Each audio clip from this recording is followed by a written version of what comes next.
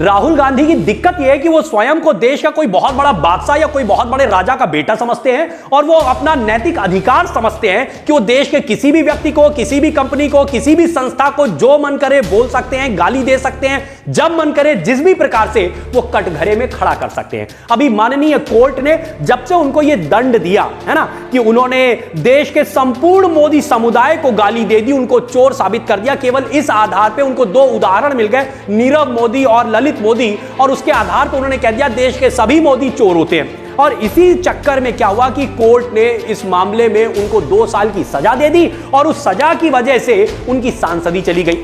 अभी जब से ये चीज हुई है तब से मैं देख रहा हूं कि सोशल मीडिया और मीडिया के माध्यम से ये चीजें सामने आ रही हैं कि कांग्रेस पार्टी एक विक्टिम कार्ड खेलने की कोशिश कर रही है। कांग्रेस पार्टी राहुल गांधी को अभिमन्यु की तरह प्रस्तुत कर रही है कि देखो सबने घेर के बेचारे हमारे वीर को मार दिया। मैं ऐसे सभी विधर्मियों को, ऐसे सभी मूढ़ बुद्धि लोगों को यह समझाना चाहता हूं कि भैया अगर वास्तव में आप महाभारत के किसी पात्र से उनकी तुलना करना चाहते हैं तो अभिमन्यु से नहीं, अगर इनकी वास्तव में तुलना करनी है तो सटीक उदाहरण होगा शिशुपाल।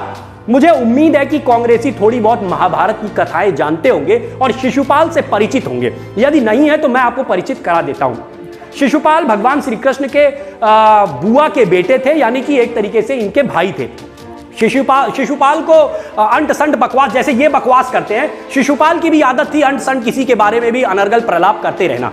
तो भगवान श्री कृष्ण ने अपनी बुआ को यह वचन दिया था कि अगर मेरे बारे में कभी उसने कुछ ऐसा गलत किया तो मैं 100 गालियों तक उसको माफ करूंगा। ध्यान से सुनिएगा, भगवान श्री कृष्ण ने अपनी बुआ से वादा किया था कि अगर शिशुपाल कभी ऐसा होता है कि मुझे गालियां देना चालू कर देता है तो 100 अपशब्दों तक मैं उसे माफ करूंगा, 101वें अपशब्द पर उसे दंडित करूंगा। और ऐसा ही होता है जब महाराज युधिष्ठिर के दरबार में ये दोनों लोग आमने सामने आ जाते हैं और शिशुपाल उनको गाली देना चालू कर देता है तो 100 गालियां भगवान श्री कृष्ण गिनते हैं। जैसे ही 101वीं गाली होती है भगवान श्री कृष्ण अपना सुदर्शन चक्र निकाल लेते हैं और उसके ऊपर उनको छोड़ देते हैं और शिशुपाल का वहीं पे वध हो जाता है, उसकी सर को धड़ से अलग कर दिया जाता है। तो ये जो कथा है, ये कथा मैंने इसलिए सुनाई क्योंकि मैं ये समझाना चाहता हूं कि ये जो राहुल गांधी जी हैं ये शिशुपाल हैं, ना कि अभिमन्यु। लगातार किसी भी देश में आप इस तरीके से अगर अनर्गल प्रलाप करते रहेंगे कि जिसको मन करे जो मन करे गाली देते रहो तो भैया कभी तो तुम्हें दंडित किया जाएगा। यही तुम्हारे साथ हुआ है, क्योंकि तुम लोग एक्चुअली दिक्कत इनकी ये है कि ये लोग ये समझते हैं कि जो हमने सोचा बस वही फाइनल है, हम जो कह रहे हैं वही सही है। आपने 2 मोदी के आधार पर देश के पूरे मोदी समुदाय को चोर बता दिया। एक्चुअली ये इनके डीएनए में बसा हुआ है। मैं आपको लेके जाना चाहूंगा सन 1984 में। सन 1984 में क्या हुआ कि इनकी जो दादी मां थी उनकी हत्या हो जाती है। हम सभी को इस बात का कष्ट है, वो देश की प्रधानमंत्री थी, हम सभी को इस बात का कष्ट है कि उनकी हत्या हुई। लेकिन आप जरा सोचिए उसके बाद कांग्रेस पार्टी ने रिएक्ट कैसे किया। कांग्रेस पार्टी ने यह कहा कि जो 2 युवा थे जिन्होंने इनकी हत्या की वो सिख थे, इसलिए उन्होंने संपूर्ण सिख समुदाय को ही जो है ये मान लिया कि ये सारे के सारे हत्यारे हैं। और कांग्रेस पार्टी द्वारा प्रायोजित तरीके से सिख नरसंहार पूरे देश में घूम घूम के हुआ। जगदीश टाइटलर, कमलनाथ जैसे नेताओं का उसमें नाम आया। और उस पूरी घटना के बाद, उस पूरे नरसंहार के बाद जब इनके पिताजी खड़े हुए तो एक मंच पे उन्होंने क्या बोला। इनके पिताजी बोलते हैं कोई बड़ा पेड़ गिरता है तो धरती थोड़ी हिलती है। यानी कि जो इंदिरा जी थी वो एक बड़ा पेड़ थी और वो गिरी तो इसकी वजह से धरती थोड़ी हिली और कुछ जो है सिख उसमें समा गए, कुछ सिख जो थे वो मार दिए गए। तो इनको इस बात की जरा भी कष्ट नहीं है कि उन्होंने 2 सिखों की वजह से न जाने कितनों के सिखों के गले में टायर डाल डाल के उनको जिंदा जला दिया गया। उनको इस बात से कोई दिक्कत नहीं है। यानी 2 सिखों ने गलती की और भुगतान न जाने कितने सिख समुदाय के लोगों ने किया। तो ये इनकी आदत है। ये जो मैं कंपैरिजन आपके समक्ष प्रस्तुत कर रहा हूं इसको गहराई से समझिए। ये इनके डीएनए को प्रस्तुत करता है। कांग्रेस पार्टी के अंदर की जो सोच है वो सोच को प्रस्तुत करता है। जो इन्होंने 1984 में किया था वही आज भी इन्होंने यही किया। आज भी इन्हें कष्ट नहीं है, कतई दुख नहीं है। कोर्ट ने कहा कि आपने 2 लोगों के उदाहरण के नाम पे, भाई ललित मोदी गलत है, नीरव मोदी गलत है, 2 मोदी अगर गलत हो गए तो क्या आप देश के पूरे मोदी समुदाय को चोर साबित कर देंगे जैसे इन्होंने 1984 में किया। तो इसलिए क्या है कि ये लोग समझते हैं कि हम जिसको मन करे जो मन करे बोल सकते हैं। अब जो मैंने शिशुपाल का उदाहरण दिया कि वो अपशब्द लगातार बोलता चला गया और उसको फिर 101वीं गाली पे दंडित किया गया था, मैं आपके सामने इन्हीं के कुछ उदाहरण रखना चाहूंगा। क्यों मैं इनको शिशुपाल कह रहा हूं, कुछ उदाहरण समझिए। अभी की हाल की बात, चीन में इन्होंने क्या स्टेटमेंट दिया कि चीन हमारे सैनिकों को पीट रहा है, यानी कि हमारे सैनिकों का आप अपमान कर रहे हैं। स्थिति यह थी कि हमारे सैनिक चीन के सैनिकों के साथ पूरी जाबाजी से मोर्चा ले रहे हैं। आपको चाहिए था अपने सैनिकों का मनोबल बढ़ाते, बल्कि आप उल्टा बोलना चालू कर दिया कि चीन हमारे सैनिकों को पीट रहा है। अभी जब ये लंदन गए तो चीन की बड़ाई करके आए, बता क्या है, चीन बड़ा सहृदय राष्ट्र है, बहुत ही अच्छा देश है, ये है वो है। एक तरफ आप जो है बॉर्डर के ऊपर न जाने क्या अंट संट बकवास करते हैं, यानी अपने देश को नीचा दिखाना। और जो हमारा विरोधी राष्ट्र है, जो लगातार हमारे देश में इन्वेजन की, अतिक्रमण की कोशिश करता है, उसको आप लंदन में जाके ऊंचा उठाने की कोशिश करते हैं और हमारे सैनिकों को नीचा दिखाने की कोशिश करते हैं। तो यह आपके अंदर की सोच है कि आप अपने सैनिकों तक को गाली, यह गाली है हमारे सैनिकों के लिए कि अगर आप हमारे सैनिक बॉर्डर पे जाके जाबाजी से लड़ रहे हैं और आप जाके क्या बता रहे हैं कि चीन हमारे सैनिकों को पीट रहा है, तो इससे तो यही साबित होता है ना कि आप हमारे सैनिकों को अपमानित कर रहे हैं, उनको गाली दे रहे हैं। ठीक, दूसरी एक और गाली दिखाता हूं। उसी लंदन में खड़े होकर आप संपूर्ण लोकतंत्र को आपने कटघरे में खड़ा कर दिया। संपूर्ण लोकतंत्र के लिए आपने कह दिया कि भारत का लोकतंत्र खतरे में है। क्यों खतरे में है?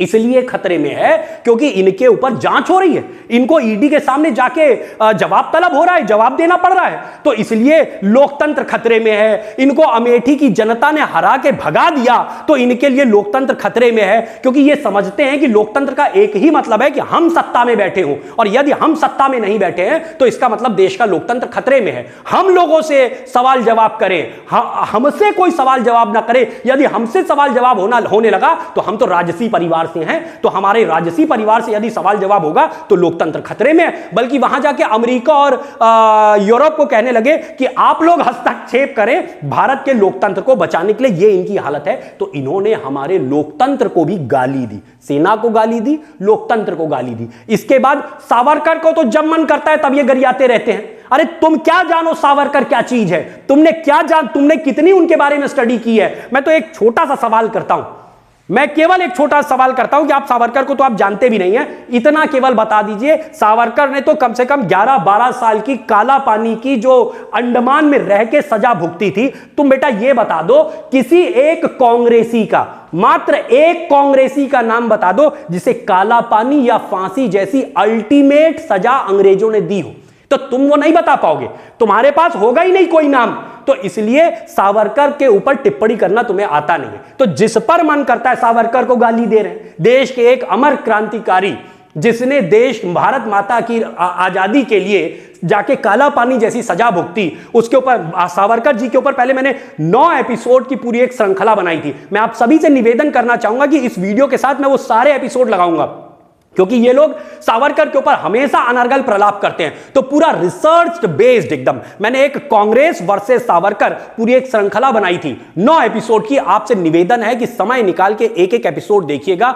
एक्चुअली होता क्या है कि 28 मई 1883 में वीर सावरकर का जन्म होता है और 1885 में कांग्रेस का जन्म होता है। AOU में एक अंग्रेज अधिकारी के द्वारा, है ना। तो वो कांग्रेस पार्टी अंग्रेज अधिकारी ने जब बनाई 1885 में, उससे 2 साल पहले सावरकर का जन्म हो चुका था। तो मैंने जो श्रृंखला बनाई है सावरकर वर्सेस कांग्रेस, पूरा मैं पैरेलल लेके चला हूं और पूरी एनालिसिस प्रस्तुत की है। आपसे निवेदन है कि वो जरूर देखिएगा। अभी खैर इस वीडियो में ये बातें पूरी नहीं रख पाऊंगा, तो मैं यहां पे केवल ये दिखाना चाह रहा हूं किसको किसको इन्होंने गाली दी। तो आपने ये 3 उदाहरण देखे।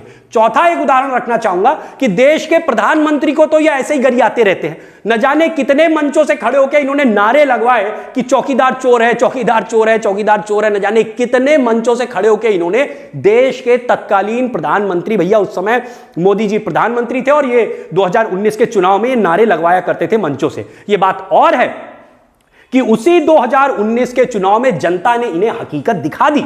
अमेठी से ये एमपी नहीं बन पाए। तुम पीएम को गाली दे रहे हो, अमेठी की जनता ने कहा हम तुम्हें एमपी नहीं बनने देंगे, और अमेठी की जनता ने तुम्हें वहां से हरा के भगाया। और इसके बाद पूरे देश ने जो कांग्रेस पार्टी है उसका एक तरीके से सूपड़ा साफ कर दिया। यह स्थिति आ गई कि कांग्रेस पार्टी के जो उस समय के अध्यक्ष थे वो तक अपनी, राहुल उस समय अध्यक्ष हुआ करते थे, वो तक अपनी सीट हार गए अमेठी से, जो उनकी पुश्तैनी सीट थी, है ना। तो जनता ने जवाब दे दिया कि चौकीदार चोर नहीं है, तुम्हारा पूरा खानदान चोर है, इसलिए तुम्हारे ऊपर जनता का यह जवाब था। इसके अलावा मैं कुछ और भी उदाहरण रखना चाहूंगा। एक और उदाहरण, सुप्रीम कोर्ट को भी इन्होंने नहीं छोड़ा।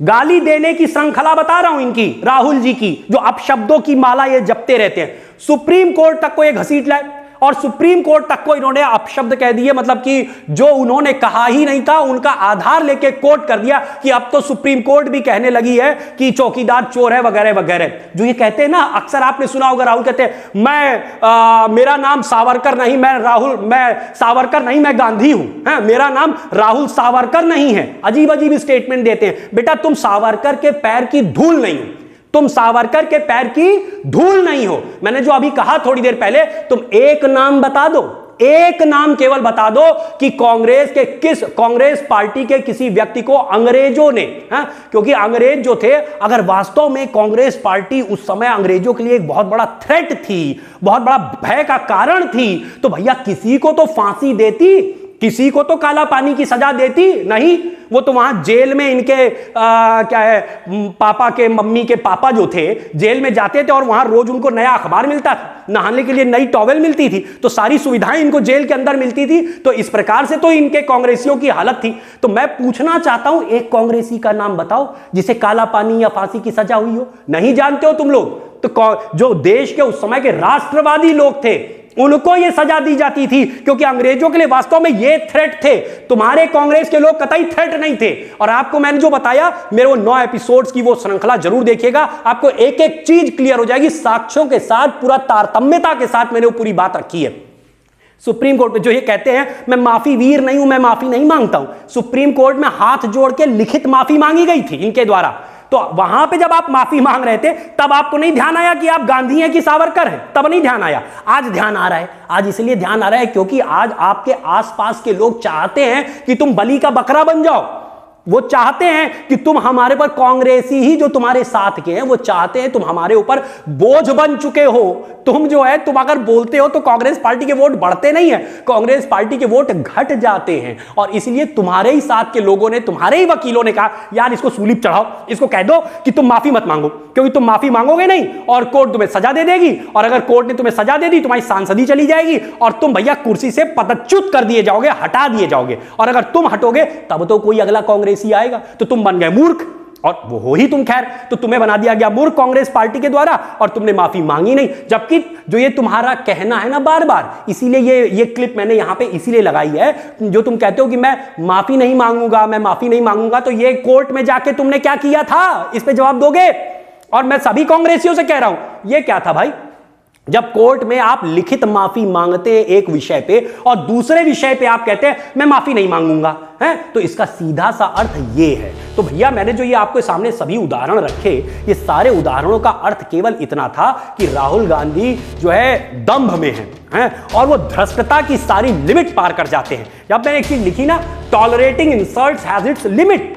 एक्चुअली क्या होता है कि आप किसी के भी लगातार अगर अपमान करेंगे, कि मन किया तो सेना का अपमान कर दिया, मन किया तो देश के पूरे लोकतंत्र का अपमान कर दिया, मन किया तो देश के किसी क्रांतिकारी का अपमान कर दिया, मन किया तो देश के प्रधानमंत्री को गाली दे दिया, मन किया तो सुप्रीम कोर्ट को भी कुछ भी कह के कोर्ट करके गाली दे दिया, तो जो मन करेगा वो आप करते रहेंगे। तो यदि आप लगातार ऐसा करेंगे, गालियां देते जाएंगे, तो भैया तुम शिशुपाल की श्रेणी में आ जाओगे। एक समय ऐसा आएगा तुम्हें दंडित किया जाएगा। तो इस समय जो कोर्ट ने किया, कोर्ट ने सुदर्शन चक्र चलाया, और चलाने से पहले तुमसे कहा माफी मांगना है तो मान लो, तुमने कहा हम माफी नहीं मांगेंगे, हैं? तो तुम्हें जो कर दिया गया, तुमने माफी मांगी नहीं, तुम्हें सजा दे दी गई, और उस सजा का परिणाम यह है कि तुम्हारी सांसदी चली गई। तो इसलिए कृपया ये विक्टिम कार्ड खेलना बंद कर दीजिए। आपको मैं केवल इतना बताना चाहता हूं कि आप देश में शिशुपाल की श्रेणी में आते हैं, ना कि अभिमन्यु की श्रेणी में। और अगर आपको अभी भी विश्वास नहीं है तो 2024 का चुनाव सामने है। जनता की अदालत लगेगी और जनता साबित कर देगी कि अभी अभिमन्यु नहीं, आप वास्तव में शिशुपाल हैं और भगवान श्री कृष्ण, यानी कि इस समय न्यायपालिका ने आपको जो दंड दिया है वो एकदम उचित था और उसका दंड आपको भुगतना ही पड़ेगा और निश्चित रूप से भुगतना पड़ेगा। जय हिंद, जय भारत।